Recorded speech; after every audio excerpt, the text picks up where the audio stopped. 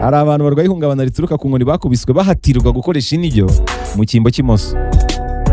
Nuba niba waravutse ukoresha imoso ugahatirwa gukoresha indyo ku ngufu, uko byagenda kose hari akantu k'ihungabana ugomba kuba ufite, uko byagenda kose. Nuvuga watakaje akamere wavukanye niba ariko nabyita, kubera ko baguhatiye gukoresha indyo ku ngufu. Birumvikana hari ukuntu nyine ubwonko bwawe bwisanishije n'ibyo byo gukoresha indyo ku ngufu, ariko bubyisanisha mu buryo bumeze nk'igihano. Ntabwo ari wowe ubikunze.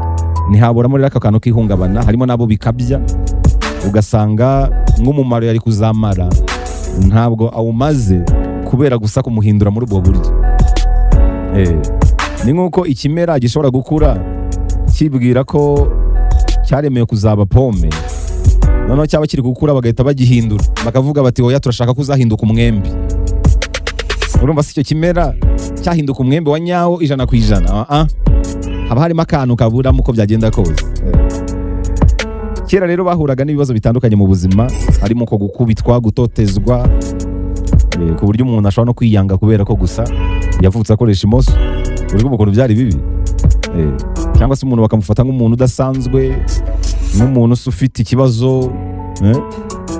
Noneho byagerana n'uyu munsi hari ibikoresho bigora abantu bakoresha imoso kubikoresha. Uzarebe nka gitari, biragoye kubona gitari yakorewe abantu bakoresha imoso, imikasi. Impamvu nuko inganda zibanda ku bantu benshi. Nuvuga niba abakoresha imoso ari 10% by'abatuye isi, abakoresha indyo bakaba 90%. Uruganda iyo rugiye gukora igikoresho runaka cyita kuri abo 90%, abi 10% ntibarebwaho. Umubare munini w'abantu bakoresha indyo, kuko ari bake rero mu isi, bituma bahura n'ibibazo binyuranye. Ibikoresho byinshi nyine usanga inganda zibikora zitabareba n'ibindi. Bigaragara ko abantu b'imoso bahabwa akato iyo bigeze ku ikoreshwa ry'ibikoresho bimwe na bimwe. Akenshi bagashyirwaho n'igitutu cyo kwiga gukoresha indyo kugira ngo babashe gukoresha ibyo bikoresho. Nigeze kumva ubuhamya bwa Mavengesudi. Mavengesudi ni umuhanzi, niwe waririmbye indirimbo zitandukanye zirimo Simbi n'izindi nyinshi cyane. Mavengesudi nawe yavutse akoresha imoso. Kugira ngo azamenye gitari byamutwaye imbaraga udashobora gutekereza. Tekereza ko gitari yicurangisha imoso, ariko gitari acurangisha imoso ikorewe abantu bakoresha indyo. Nyumvira nawe nk'ibyo bintu. Guca aka gasumbaniro mu burenganzira no guhezwa nibyo uyu munsi washyiriweho. Uyu munsi washyizweho mu rwego rwo gushishikariza abantu kumva uburenganzira bw'abakoresha imoso, kurwanya ko bakwimwa uburenganzira kubera ko badakoresha indyo. Hari n'abana mu ishuri usanga nk'umwarimu rwose yaramwishyizemo kubera ko gusa yandikisha imoso. Ibi nabyo bigamije gukuraho icyo kintu cyo kuba umwarimu ashobora gufata umwana ukoresha imoso akamushyira ku gitutu cyo gukoresha indyo.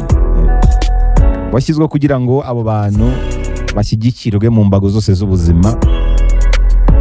Ntumukubite kubera ko akoresha imoso. Ntekereza ko nta hantu bikibarera. Niba umwana akoresha imoso, mureke yandikisha imoso. Mu bihugu bya Afurika ho abantu baragatoye cyane, abantu bagiye bahura n'ibibazo byinshi cyane.